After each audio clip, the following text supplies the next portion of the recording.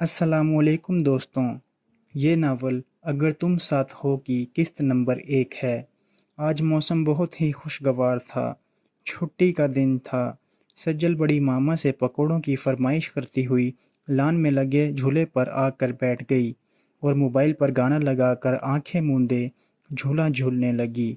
बिन साजन झूला झूलूं, मैं वादा कैसे भूलूं, जी करता है ये मेरा, मैं उड़ के गगन को छू लूं। वो आंखें बंद किए झूला झूलती गाने के बोलों से लुत्फ अंदोज हो रही थी जब किसी ने बाल्टी भर पानी उसके सर पर उंडेल दिया। ये रहा तुम्हारा साजन।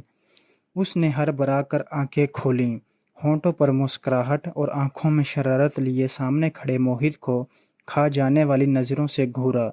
मोहित के बच्चे, ये क्या बदतमीज़ी है, तुमने मुझ पर पानी क्यों फेंका, अब ज़रा तुम बचो मुझसे। वो चिड़ियों की तरह हाथ फैलाए उसके बाल नोचने को आई, मगर मोहित फौरन घूमकर झूले की दूसरी तरफ हो गया। और क्या कह रहे थे तुम कि ये रहा तुम्हारा साजन? शक्ल देखी है तुमने अपनी?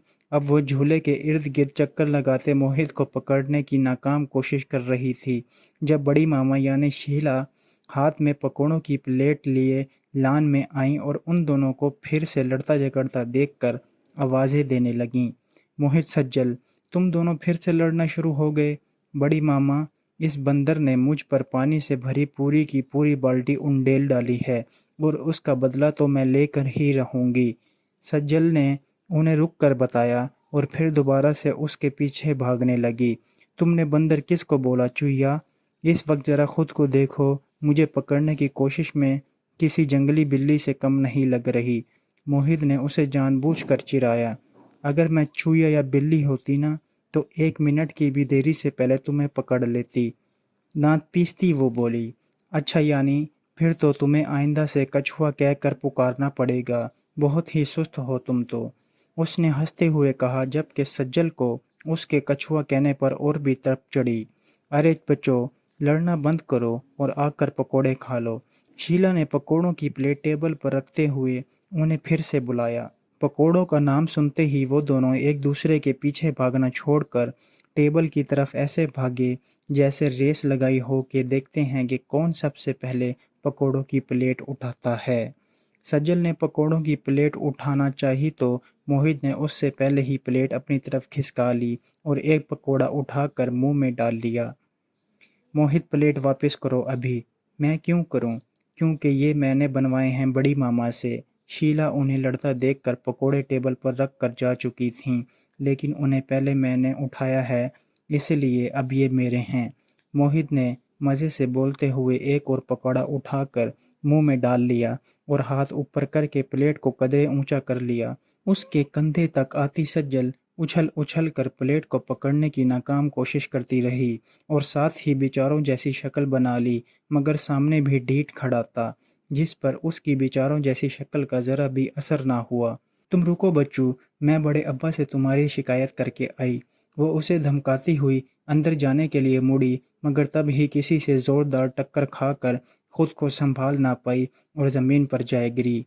हाय रब्बा! बेइख्तियार उसके मुंह से निकला, जबकि सामने वाले पर ज़रा भी असर ना हुआ। सामने रोहाब सिपाट चेहरा लिए खड़ा था। सज्जल ने नज़रें उठाकर देखा, मगर फिर देखते ही कि सामने वो खड़े हैं फ़ौरन नज़रें झुका लीं। तुम्हें दिखाई नहीं देता स्टूपिड? हर बार टकराने के लिए तुम्हें मैं ही मिलता हूँ क्या? रोहाब सख्त लहजे में बोला। जवाबन वो कुछ ना बोली, बस नज़रें झुकाए ज़मीन पे ही बैठी रही। अब यूं मेरे पैरों में बैठकर किस चीज़ की माफ़ी मांग रही हो? उठो, जाओ अंदर और जाकर अपना हुलिया दुरुस्त करो। उसने देखा कि वो वाकई में इसके पैरों में हाथ जोड़े बैठी थी, मगर वो माफ़ी बिल्कुल नहीं मांग रही थी। उसने जल्दी से अपने दोनों हाथ खोल दिए और गीला दुपट्टा अपने गिर्द लपेटती अंदर की तरफ बढ़ गई, मगर फिर वापस मुड़कर रोहाब की पुश्त को देखा और उसे मुंह चिराने लगी। भाई देखें, इस लड़की को मजाल है जो इस पर आपकी डांट का ज़रा भी असर हुआ हो, बल्कि ऊपर से ये तो आपको मुंह पे मुंह चिढ़ाई जा रही है। मोहित ने उसको मुंह चिढ़ाते देख लिया था, इसलिए अब उसकी शिकायत करने लगा। रुहाब ने फ़ौरन वापस पलटकर उसे देखा, जबकि वो मुंह पर हाथ फेरने लगी कि तुमको तो मैं बाद में देख लूँगी, और फिर रुहाब के देखने पर मासूमा जैसी शक्ल बनाते हुए अंदर भाग गई। وہ پاس پڑی چیئر پر بیٹھ گیا۔ موہت نے چند پکوڑے اٹھا کر باقی کی پلیٹ روحاب کی طرف کھسکا دی۔ حیات ہاؤس میں 2 فیملیاں رہتی تھیں۔ پہلے نمبر پر رفیق حیات اور ان کی مسز شیلا رفیق تھیں، جن کے 2 بیٹے روحاب اور موہت جبکہ ایک بیٹی معارج تھی۔ 26 سالہ روحاب، اس سے 4 سال چھوٹا موہت تھا۔ موہت اور معارج ٹوئنز تھے۔ دوسرے نمبر پر رمیز حیات اور ان کی مسز سمرین رمیز تھیں، جن کی 3 بیٹیاں ہی تھیں۔ سب سے بڑی ثانیہ، پھر سجل اور پھر انعم تھی۔ 25 سالہ ثانیہ اس سے 3 سال چھوٹی سجل، جو کہ موہت اور معارج کی ہم عمر تھی، اور پھر سجل سے 2 سال چھوٹی انعم تھی۔ تیسرے نمبر پر زرمین پھپھو تھیں، جو کہ ساتھ والے گھر میں اپنے بچوں کے ساتھ قیام پذیر تھیں۔ ان کے 2 بیٹے اور ایک بیٹی تھی۔ سب سے بڑا زارون تھا، جو کہ روحاب کا ہم عمر تھا اور انگلینڈ میں رہتا تھا۔ اس کے بعد ابھیہ تھی، جو کہ ثانیہ کی ہم عمر تھی، اور ان سب سے چھوٹا رومان تھا، جو ابھی میٹرک میں تھا۔ روحاب انسپکٹر کے عہدے پر فائز تھا۔ اب یا تو اس عہدے کا اثر تھا یا وہ شروع سے ہی ایسا تھا، مگر سب اسے اکڑو خان کہتے تھے۔ ثانیہ نہایت ہی خود سر اور ضدی تھی۔ بہنوں میں سب سے بڑی ہونے کی وجہ سے وہ ان پر روب جھاڑنا اپنا اولین حق سمجھتی تھی۔ بڑے بڑے خواب سجانا تو شاید واقعی میں صرف اسی کا ہی حق تھا۔ موہت، معارج اور سجل ایک ہی کلاس اور ایک ہی یونیورسٹی میں پڑھتے تھے۔ وہ ماسٹرز کے آخری سال میں تھے۔ موہت کو گھر اور پڑھائی سے زیادہ باہر رہنا اور دوستوں کے ساتھ گھومنا پھرنا زیادہ پسند تھا۔ گھر میں رہتا تو اپنی شرارتوں کی صورت میں سب کی ناک میں دم کیے رکھتا۔ سجل بھی اس سے کچھ کم نہ تھی۔ شرارتوں میں تو وہ اس سے بھی 2 ہاتھ آگے تھی، مگر شرارت کرنے پر تب ہی اترتی تھی جب موہت شروعات کرتا تھا۔ ان دونوں کا پسندیدہ کام ہر وقت لڑنا جھگڑنا اور کھاتے رہنا تھا۔ بقول بڑی ماما کے بس ہر وقت گائے بھینسوں کی طرح منہ ہی چلاتے رہا کرو۔